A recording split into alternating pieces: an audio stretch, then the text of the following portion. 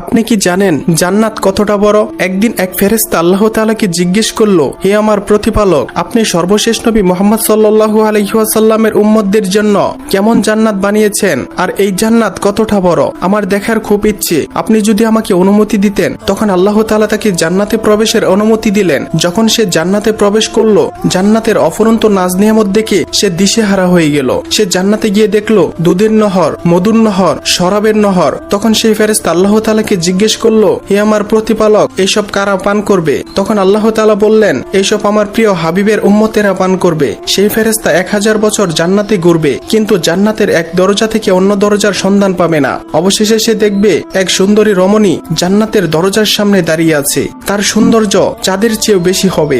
তখন সেই ফেরেশতা তাকে জিজ্ঞেস করবে, তুমি কে আর এখানে কি করছো? তখন সেই জান্নাতি রমণী বলবে, আমি মুহাম্মদ সাল্লাল্লাহু আলাইহি ওয়াসাল্লামের উম্মতদের জন্য অপেক্ষা করছি।